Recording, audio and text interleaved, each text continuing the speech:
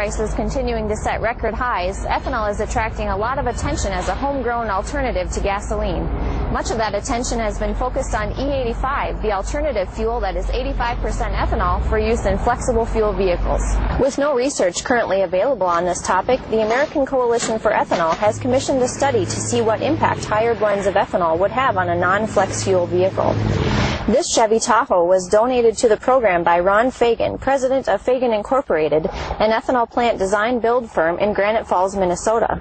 Though it is not a flexible fuel vehicle, it has often been filled up with E85. It's a 2000 Tahoe, had a 5.7-liter engine in it, and it ran 105,496 miles. 98% of the time it had E85. The only time it didn't have E85 if they were in a location where they couldn't purchase it. Alan Casperson, fuel researcher, and Ron Skatvold, head of the automotive department,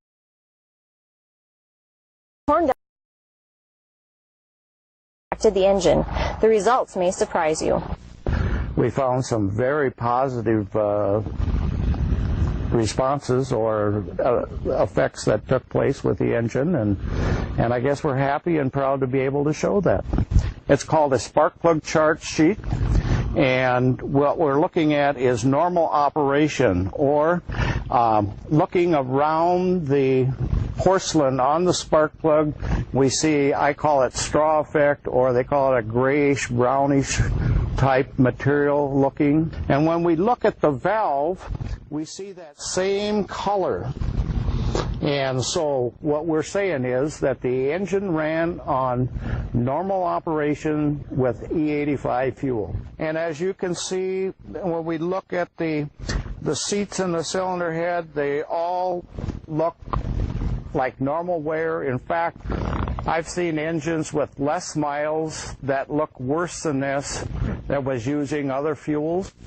This portion of the video is going to deal with the fuel system.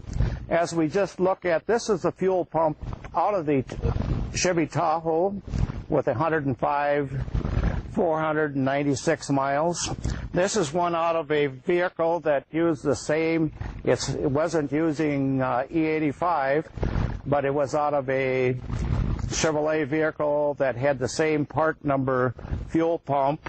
It had, this was in the high 80,000 miles. The fuel pump itself is discolored comparison to what we see here, same part numbers and so on. The thing that I really want to point out is the armatures. The armatures from that actually do the pumping inside of the fuel pump. And as we look at the wear on the one that came out of the E85, there's hardly any wear, slight wear.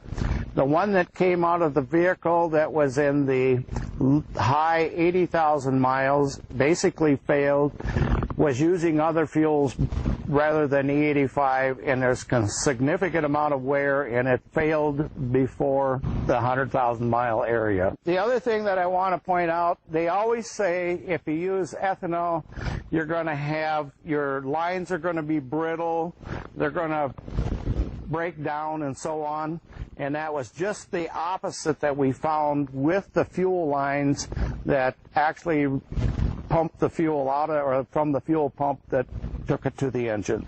I'd also like to show, and this is we cut the catalytic converters apart, and that's in the exhaust stream, and this is the right bank for this 2000 Chevy Tahoe, and by the looks of that, I'm not sure if we cut a new one if it would look any better. What we're looking at on these two tables is the internal parts of our engine. What we've done is disassemble this 5.7-liter engine out of the 2000 Tahoe, and we've taken and we've looked at the internal parts, looking for any type of significant wear that would be caused by the use of E85 in a non-E85 vehicle.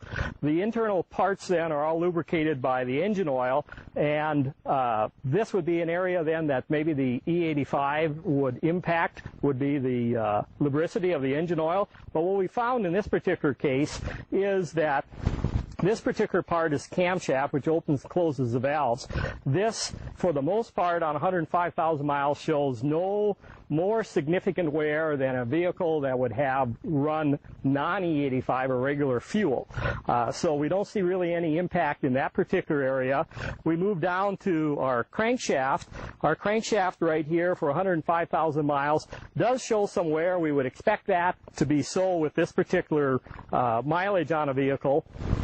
This, however, does not show any, again, significant wear based upon what we see as a visual inspection for either the crankshaft journals that we see here or the bearings that the crankshaft journals ride on.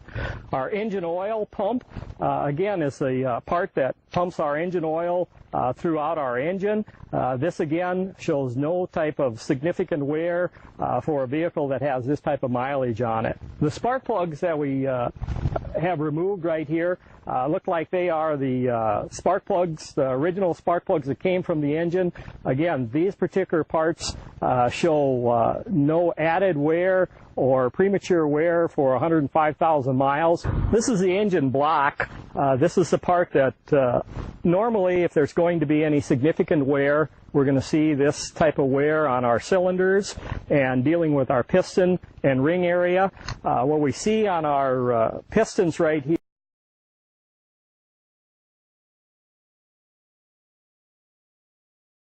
so there's nothing that would indicate any type of a concern as far as running the E85.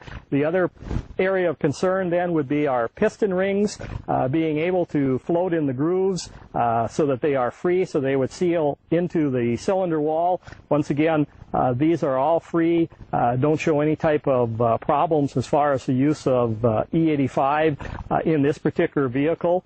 One area of significant wear that we would look at would be on the inside of the block would be the cylinders, and kind of a rule of thumb to look for wear is that we would check for a ridge on our cylinder, and we would just use your fingernail and bring it up and try to catch that ridge. On this particular block with 105,000 plus miles on it, there is no ridge whatsoever. So we don't see any wear at all in the cylinders right here, and this is typically an area where we would see significant wear as far as the block goes. But this is in exceptionally good shape, no ridge that's in here. And also, if you look closely, you can still see the crosshatch pattern made from the original machining when this block was put together at the factory.